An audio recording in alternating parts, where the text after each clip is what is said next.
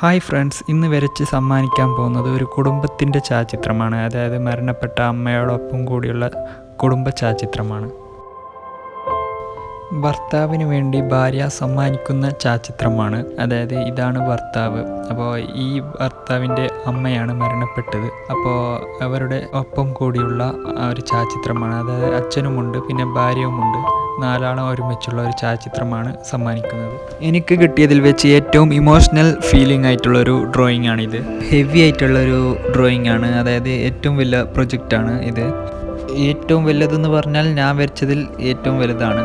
അതായത് എനിക്ക് കിട്ടിയ 4 പേര് ഒരുമിച്ചുള്ള ഒരു ഛായാചിത്രമാണ്. ഇല്ലെങ്കിൽ എനിക്കും 2 പേര് മാത്രമാണ്, കപ്പിൾസ് ആയിട്ടുള്ള ഒരു ഛായാചിത്രമാണ് കിട്ടാറ്.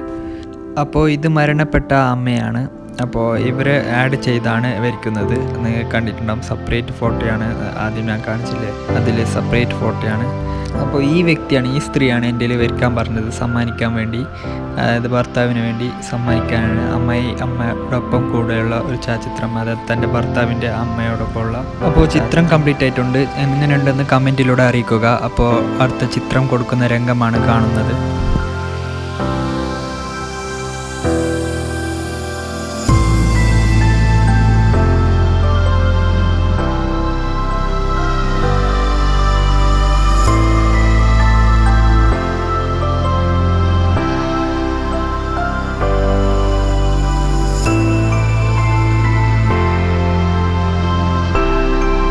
അപ്പോൾ ഒരു ഇമോഷണൽ ആയിട്ടുള്ള പ്രതികരണമായിരുന്നു ഇത്. ഇഷ്ടപ്പെട്ടെന്ന് കരുതുന്നു. ഇഷ്ടപ്പെട്ട ലൈക്ക് ചെയ്യുക, സബ്സ്ക്രൈബ് ചെയ്യുക. അപ്പോൾ അടുത്ത മനോഹരമായ ഛായാചിത്രം പ്രതികരണം കാണാനായി വീണ്ടും കാണാം. ബൈ.